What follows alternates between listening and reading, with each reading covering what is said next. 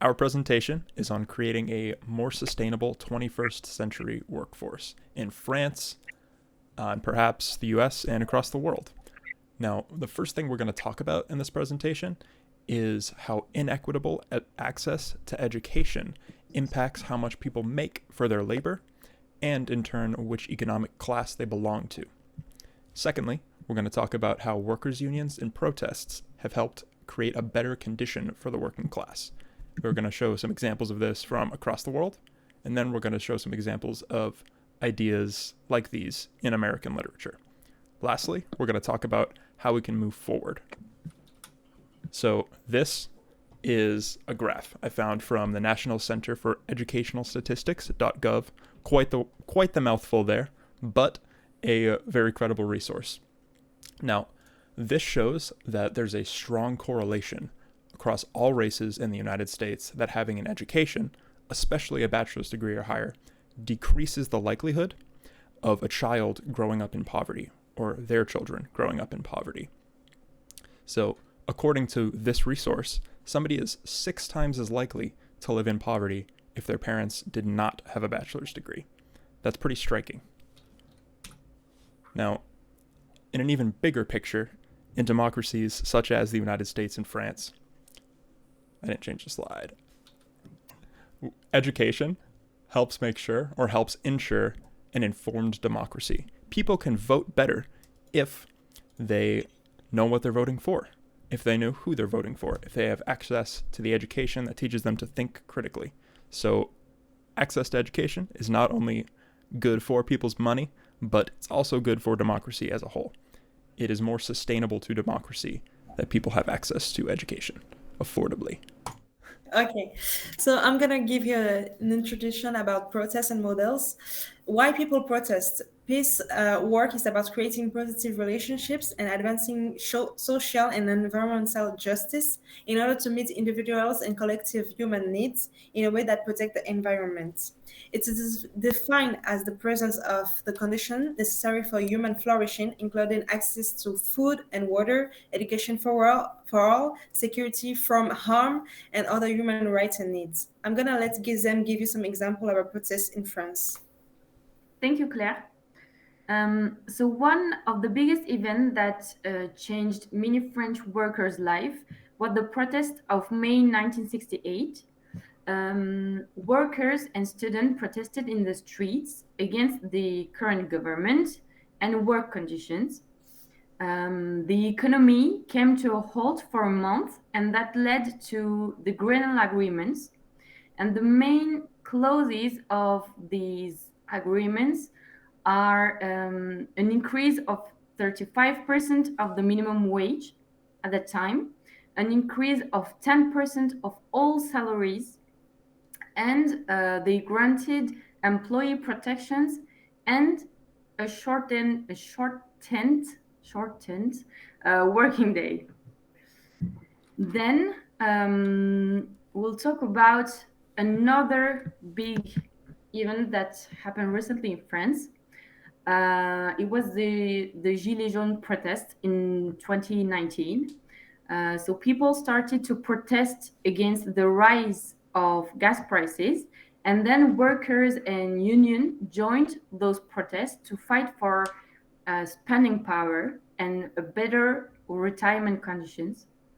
So for about a month, people protested and went on strike, and this led to an increase of 100 euros from 100 euros to all workers on minimum wage, and extra hours that are no longer taxable, and an increase of chèque énergie, an increase of the maximum of the chèque énergie. And chèque énergie is a check sent to modest families in France by the government, which help them to pay their electricity and gas for houses.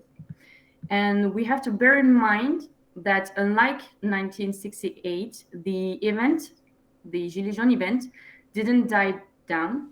It was stopped abruptly because of COVID. So we expect the people to pick up right where they left off after those current elections. So I'm gonna give you some example about unions in for workers in France. So I only choose three of them. You have CGT, is the General Confederation for Labor. The union defends the interests of the agents with the management and can initiate all kind of protests, action, strike, demonstration, petition, etc. We have the Health, Safety and Working Condition Committee, CHSCT in French. It's control and analyze work-related risk.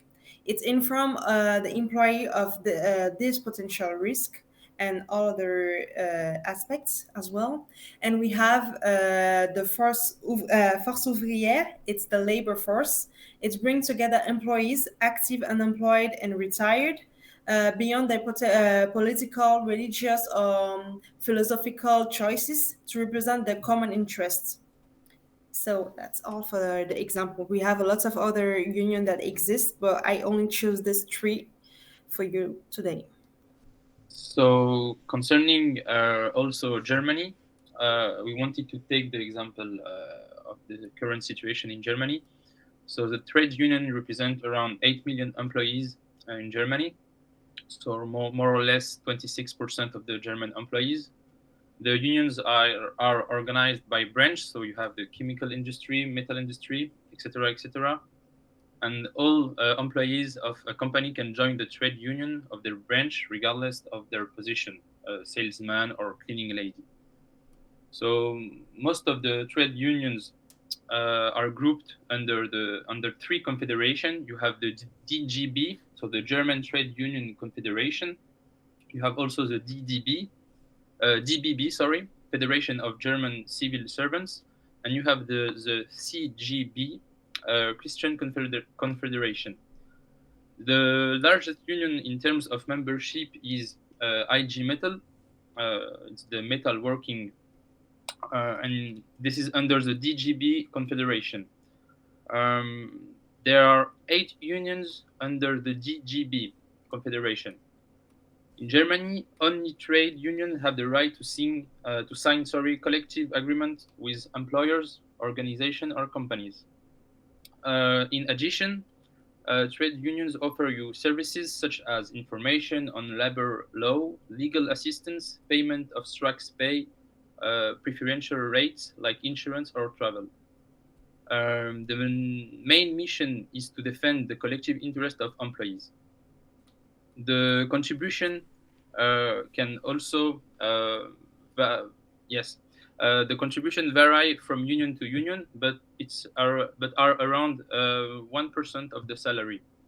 Non-payment of dues for 3 months leads to exclusion for membership. So in Germany, working conditions and wages are the exclusive responsibility of the social partners. This approach also to social democracy, which is a manifestation of the principle of subsidiarity, is written into the law and has led to the development of strong and representative trade unions. In conclusion, their importance derives from their specific institutional role, which make them full players in the collective game of political decision-making. They are jointly responsible with their employer counterparts and the public authorities for defining the economic and social conditions for businesses.